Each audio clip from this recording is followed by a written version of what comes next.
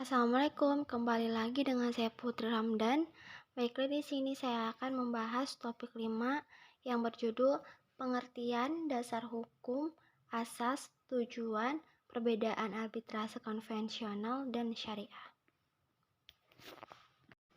Baiklah, kita langsung saja ke pembahasan yang kelima tentang pengertian arbitrase. Arbitrase berasal dari bahasa Latin arbitare yang berarti kekuasaan untuk menyelesaikan sesuatu menurut kebijaksanaan.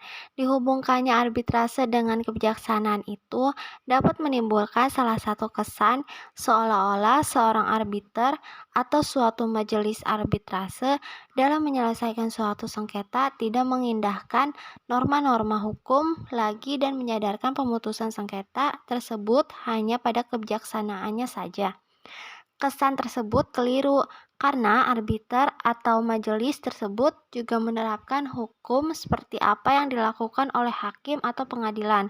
Arbitrase adalah proses menyelesaikan perselisihan di hadapan pihak ketiga yang tidak berkepentingan memiliki kepentingan. Pihak ketiga, seorang arbiter, mendengarkan bukti yang dibawa oleh kedua belah pihak dan membuat keputusan. Arbiter bisa berperan sebagai penonton, sanksi, atau pendengar.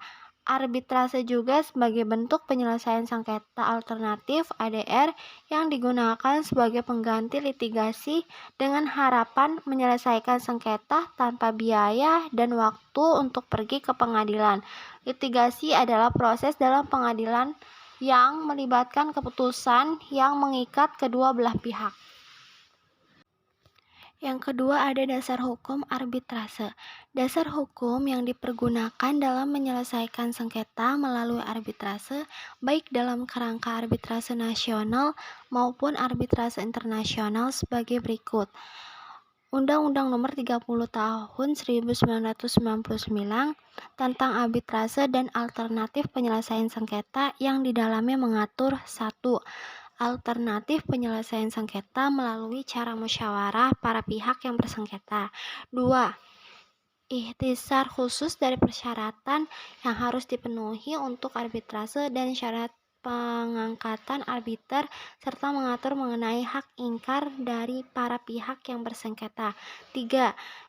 Tata cara untuk beracara di hadapan majelis arbitrase dan dimungkinkannya arbiter dapat mengambil putusan provisional atau putusan sela lainnya termasuk menetapkan sila jaminan, memerintahkan penitipan barang atau menjual barang yang sudah rusak, serta mendengarkan keterangan saksi dan saksi ahli.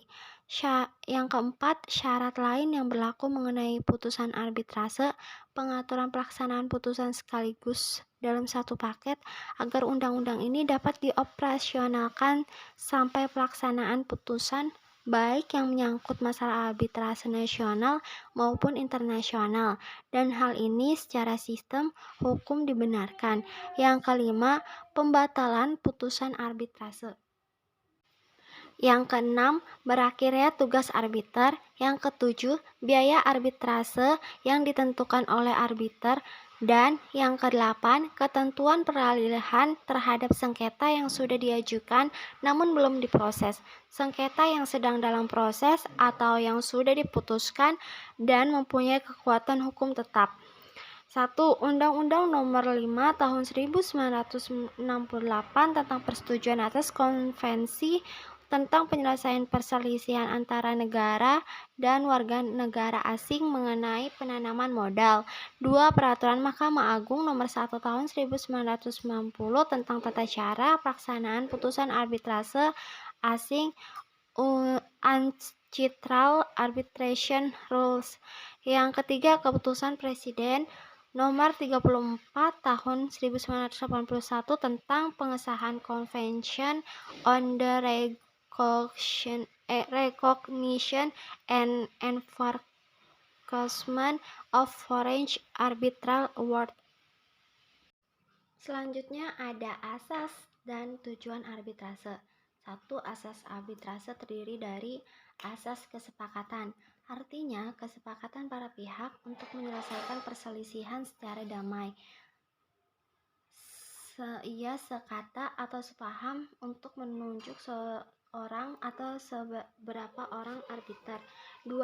Asas musyawarah, yaitu setiap perselisihan diupayakan untuk diselesaikan secara musyawarah, baik antara arbiter dengan para pihak maupun antara arbiter itu sendiri.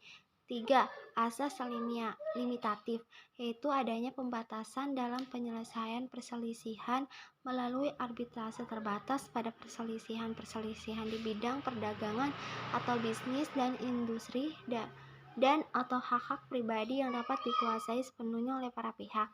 Yang keempat, asas final and binding, yaitu suatu putusan arbitrase bersifat putusan akhir dan langsung mengikat para pihak. Putusan arbitrase tidak dapat dilanjutkan dengan upaya hukum lain seperti banding atau kasasi.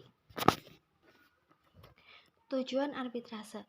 Tujuan dari arbitrase ini untuk menyediakan sarana penyelesaian sengketa alternatif di luar pengadilan.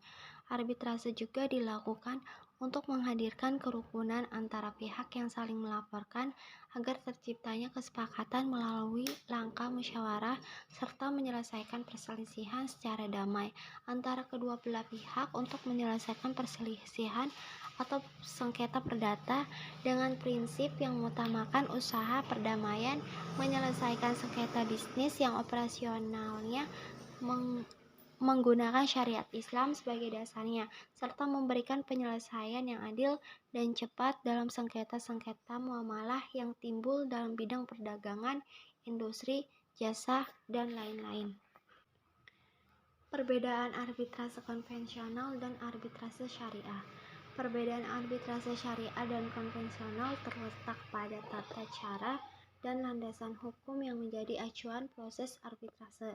Jika pada arbitrase syariah memakai landasan hukum yang berpedoman pada Al-Quran, hadis, dan ijtihad, arbitrase syariah juga dapat diartikan sebagai penyelesaian sengketa oleh kedua belah pihak atau lebih di luar pengadilan yang mengutamakan prinsip perdamaian atau sukarela terhadap suatu persoalan hukum sesuai dengan kewenangan yang diatur menurut ajaran Islam dan peraturan perundang-undangan berlaku.